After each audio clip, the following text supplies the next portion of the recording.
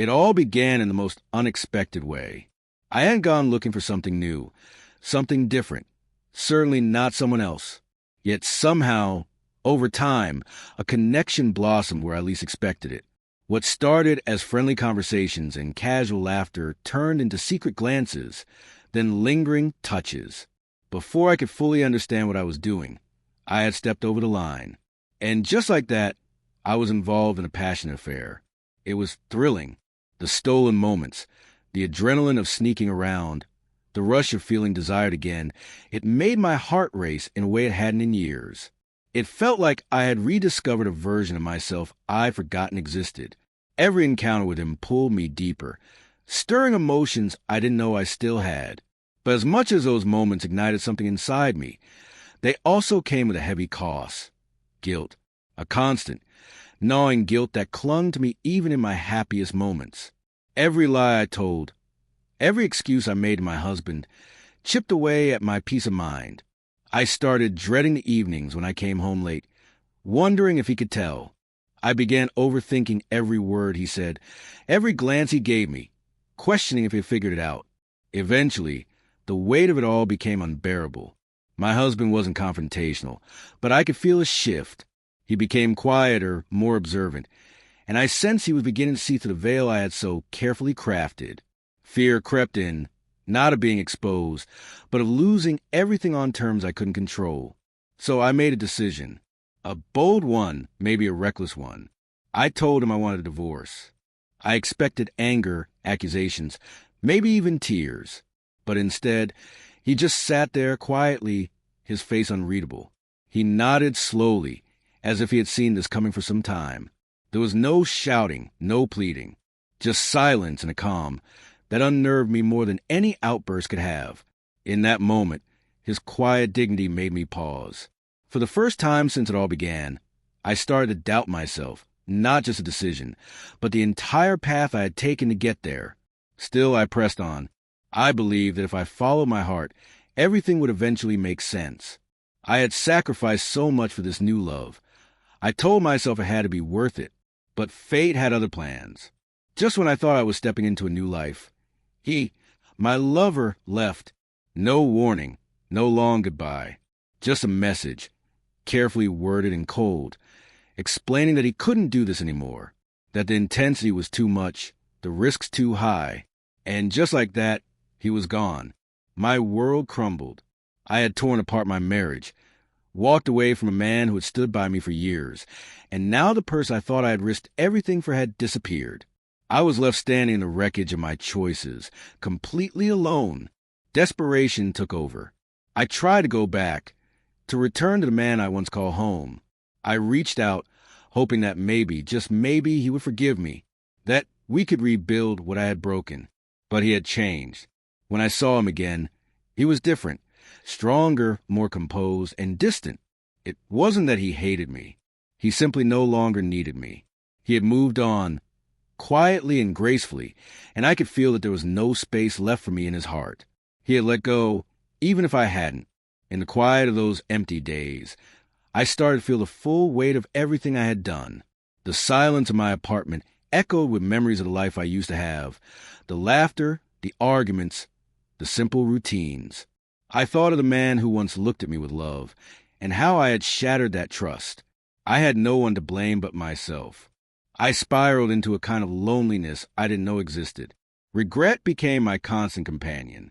I spent hours staring out the window, wondering how I had gotten to this point. I thought I had been chasing happiness, but all I had found was heartbreak and isolation.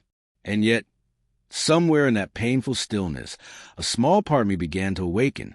I started to see things more clearly, not just what I had done, but why. I hadn't just been seeking passion or excitement. I had been running from myself, from the fear of stagnation, from the dissatisfaction I never voiced, from the unresolved parts of me I tried to bury under routine and responsibility. Facing all of that wasn't easy. It still isn't. But I knew if I didn't confront it, I would never heal.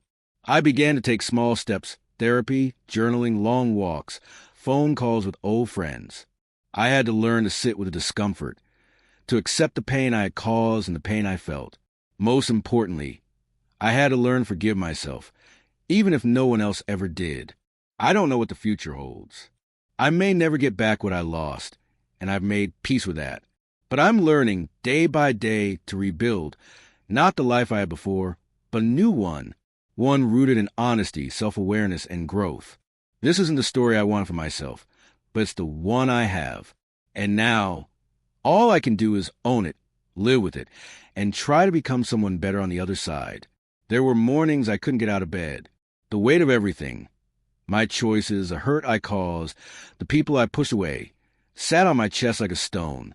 I'd lie there, staring at the ceiling, wondering if this was it. If this was all my life would be now, regret and silence.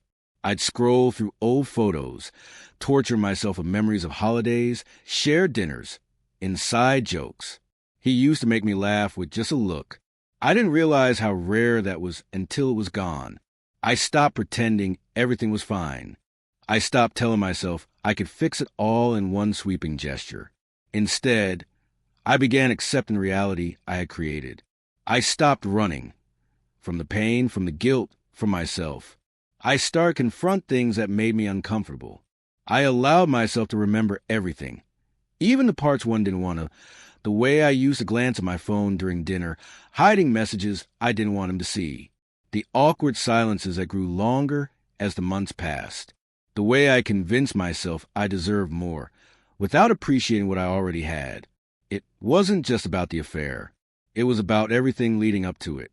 The resentment that built over years, the emotional distance, the longing for something more that I never voiced. I had never truly communicated my unhappiness, and instead of trying to work through it with him, I ran to someone else who offered an escape. That's what it was, an escape, not a solution, not a soulmate, just a temporary rush. And it cost me the one person who had stood beside me when I was at my worst, who would have done anything to make our marriage work if I had just asked. I remember the last time I saw him. I had dropped by to return some things I had forgotten to pack when I left. He opened the door, polite but reserved. His eyes no longer searched mine for answers. He looked at me the way people look at distant acquaintances. Courteous, distant, untouched by emotion. That hurt more than anything. It told me he had truly let go. He had someone new in his life now. I could see in the little details. The warmth in his apartment. The faint scent of perfume I didn't recognize. The lightness in his voice. It stung, but I didn't blame him. He deserved happiness, even if it wasn't with me. I walked away that day knowing I had burned a bridge I could never rebuild. I cried all the way home, not because he had moved on, but because I finally accepted that I had lost him, not just temporarily, not just during the affair, but completely. But grief has a strange way of transforming you. Over time, the sharp pain dulled into something softer, something I could carry without falling apart. I began volunteering at a local community center, spending time helping others. It gave me a sense of purpose, of connection, something I hadn't felt in a long time. I began to understand the value of presence, being truly present in the lives of others, in my own life, in the little things. There are still moments when the loneliness creeps in, when I wish I could go back and undo it all. But I've come to accept that wishing doesn't change the past. Only action shapes the future. I'm still on this journey. I'm still learning to live with my mistakes without letting them define me. I'm not perfect. I never was. But I'm more self-aware now, more grounded, more grateful.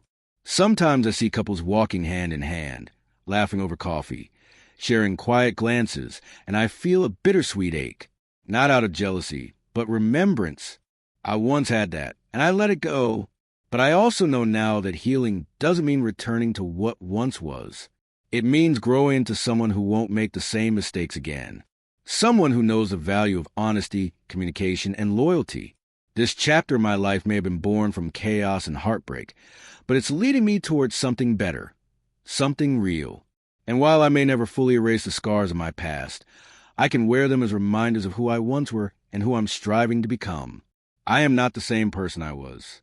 And for the first time in a long time, I think that's a good thing.